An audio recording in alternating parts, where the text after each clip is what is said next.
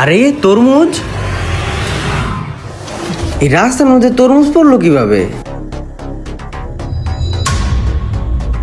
আরে এই নির্জন জায়গায় কার তরমুজ পড়ে থাকতে পারে? সে যাই হোক, আমি তো পাইছি, এখন এই তরমুজ আমার। 1 2 3। আরে আরে এগুলো আমি কিভাবে নিমু? 3টা তো একবার নিতেও পারতাছি না। ও, আমার বাইকে তো রুমাইল আছে, যাই বাইকের থেকে রুমাইলটা নিয়ে আসি।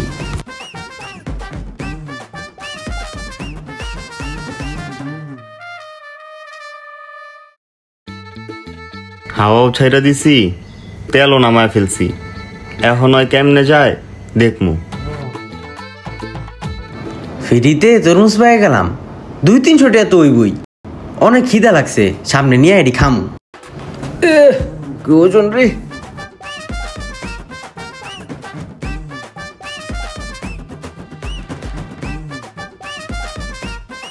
কি ব্যাপার, স্টার্ট হইতেছে না কে?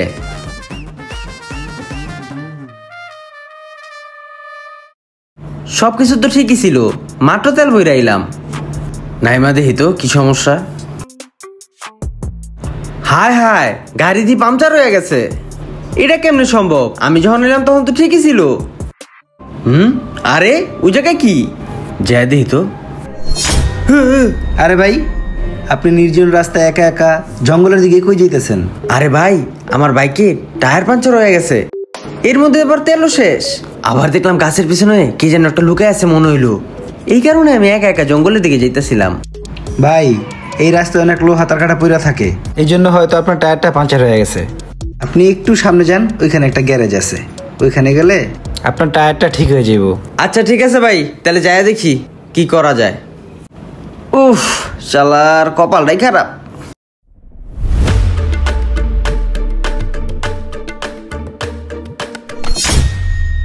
জন্টু মিয়া, আমি তো ঠিক সময় মতো আয়া পড়ছি। তোমার কপাল ভালো, নাইলে তো আজকে খাইতা মাইর। আচ্ছা চলো, মিশন 1 কমপ্লিট হয়েছে, এখন মিশন 2টা করি, চলো। আটতে আটতে কাহিল হয়ে গেলাম গো। ভাই, এদিকে আশেপাশে কোনো গ্যারেজ আছে? আমার টায়ারটা লিক হয়ে গেছে, একটু টায়ারটা ঠিক করা লাগবো। ওহে বালক, রহিয়াছি বৃক্ষতলে, সমান ভূমিতে বক পড়িয়াছে দলে দলে, আশেপাশে কোনো গ্যারেজ নাই, সামনে যাও বাজার পাইবা। আচ্ছা ঠিক আছে ভাই, দেখি সামনে কোনো ব্যবস্থা পাওয়া যায় নাকি। কবিদা গাছতলা বইরা গেছে গা।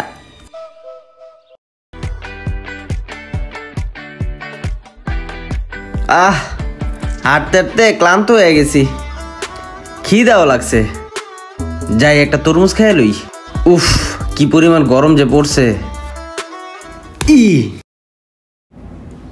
তরমুজটা তো মারাত্মক লাল, পুরাই মধু মধু। বিসমিল্লাহ।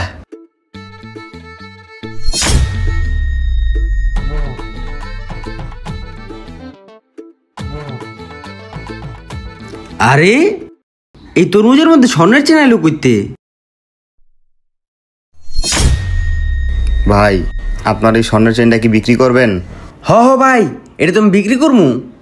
আপনার এই চেনটা আমি 50,000 টাকা দিব আপনারে। 50,000 টাকা? হ্যাঁ ভাই।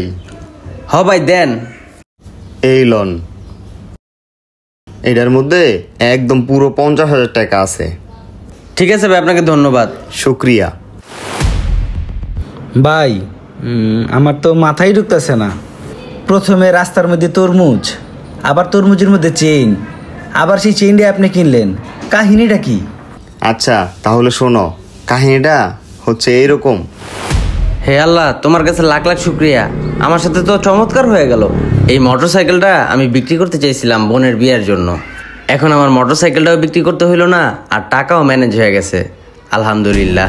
ভাই, তুমি যদি সাহায্যই করতে চাইতা তাহলে সামনাসামনি টাকা দিলা না কেন? ভাই তুমি জানো না, এই লোকটা অনেক সম্মানীয় একজন ব্যক্তি, আমি যদি তাকে সামনাসামনি টাকা দিতে চাইতাম তাহলে সে কখনোই নিত না। এই জন্য এই কাজটা আমি এইভাবে করলাম, যাতে এই লোকটার আমার উপর সন্দেহ না হয়। বুঝছো? তাহলে এবার উঠো।